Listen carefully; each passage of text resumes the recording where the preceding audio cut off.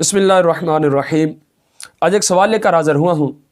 سوال یہ ہے کہ تعویز گلے میں پہننا جائز ہے یا نہیں؟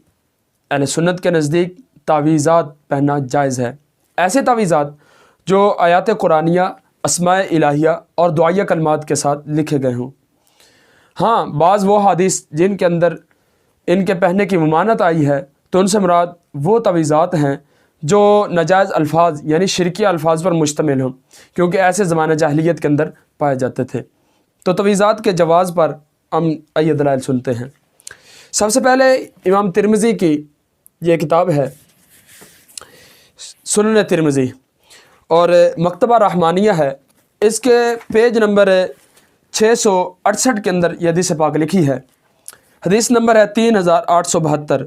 عن عمر بن شعیب عن ابیہ عن جدہ ان رسول اللہ صلی اللہ علیہ وسلم قال اذا فزع احدکم فی النوم فلیقل اعوذ بکلمات اللہ التامات من غضبہ وعقابہ وشر عبادہ ومن همزات الشیاطین وان یحضرون فانها لن تضرهم فکان عبد اللہ بن عمرو یلقنها من بلغ من ولده ومن لم يبلغ منهم كتبها في سق ثم علقها في عنقه هذا حدیث حسن غریب۔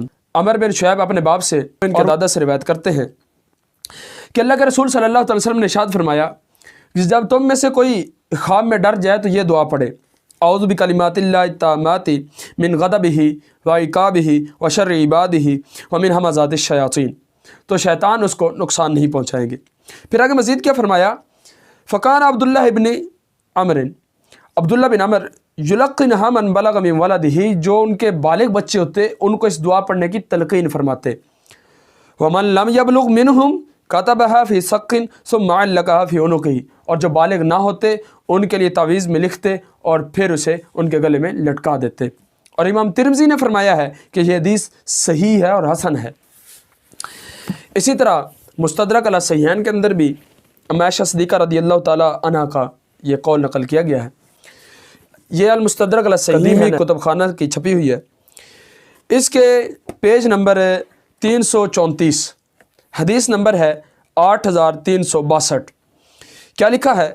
عن عائشہ انہا قالت التمائم ما علق قبل نزول البلاء وما علق بعدہ فلیس بتمیمۃ، کہ تعویذ وہ ہے کہ جسے بلا کے نازل ہونے سے پہلے لٹکایا جائے اور جسے بلا کے نازل ہونے کے بعد لٹکایا جائے وہ تعویذ نہیں۔ پھر آگے حاکم کیا فرماتے ہیں؟ ھذا حدیث صحیح علی شرط الشیخین، یہ حدیث صحیح ہے اور شیخین کی شرط پر ہے۔ تو یہاں سے بھی ہمیں تعویذ پہننے کا ثبوت ملا ہے۔ اور اسی طرح فتاوی حدیثیہ ہے، اس کے اندر بھی یہ تعویذ کے جواز پر دلیل ملتی ہے، اور یہ ہے احمد بن محمد بن علی بن حجر حتمی رحمۃ اللہ تعالی علیہ، سن وفات ان کا 974 ہجری ہے۔ کیا فرماتے ہیں؟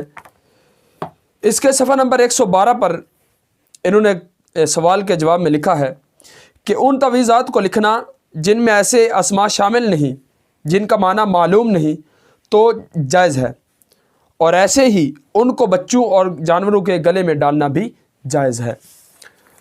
اور فتاوی افریقیہ میں اعلیٰ حضرت رحمۃ اللہ تعالی علیہ بھی اس کی تصدیق فرماتے ہیں، اور شبیر برادر مکتبہ ہے، اور اس کے صفحہ نمبر 151 پر اعلیٰ حضرت کا قول لکھا گیا ہے۔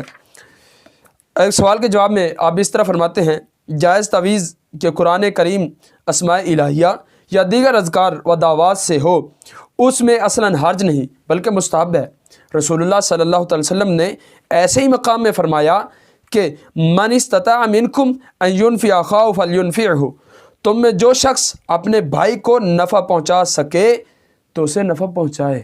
اور اسی طرح حکیم الامت مفتی احمد یاخا نعیمی رحمۃ اللہ تعالی علیہ مشکات المصابیح کی شرح مرآت المناجی میں یہ آپ ایک حدیث پاک کے تحت لکھتے ہیں، صفحہ نمبر ہے 186 اور 87، حدیث نمبر ہے 4350، اور یہ مکتبہ ہے حسن پبلشرز۔ تو یہ حدیث پاک بہت لمبی ہے۔ عن زینب امرات عبداللہ ابن مسعود ان عبد اللہ رعا فی عنقہ خیطا فقال ما هذا فقلت خیط رقی لی فیہ قالت فاخذہ۔ تو اس کی آگے تفسیر کے اندر اس کی وضاحت کے اندر فرماتے ہیں مفتی احمد یار خان نعیمی رحمۃ اللہ تعالیٰ علیہ، لیکن اگر آیات قرآنیہ یا معصورہ دعاؤں سے اسی محبت کا تعویز کیا جائے تو بالکل جائز ہے۔ حضرات صحابہ کرام نے دعائے معصورہ کے تعویذات باندھے ہیں، تو یہاں سے بھی ہمیں تعویذ پہننے کا ثبوت ملا ہے۔ اور اسی طرح مفتی امجد الیازمی رحمۃ اللہ تعالیٰ علیہ، یہ بہار شریعت جلد سوم اور اس کا حصہ ہے 16واں، اس کے اندر مفتی امجد الیازمی رحمۃ اللہ تعالیٰ علیہ صفحہ 652 کے اندر لکھتے ہیں کہ گلے میں تعویذ لٹکانا جائز ہے جبکہ وہ تعویذ جائز ہو، یعنی آیات قرآنیہ یا اسماء الہیہ اور ادعیہ سے تعویذ کیا گیا ہو، ادعیہ مراد دعائیہ کلمات سے۔ اور بعض حدیثوں میں جو ممانعت آئی ہے اس سے مراد وہ تعویذات ہیں جو ناجائز الفاظ پر مشتمل ہوں، جو زمانہ جاہلیت میں کیے جاتے ہیں۔ اسی طرح تعویذات اور آیات تو احادیث و ادعیہ یعنی دعائیہ کلمات کے ساتھ رکابی میں لکھ کر مریض کو بنیت شفا پلانا بھی جائز ہے۔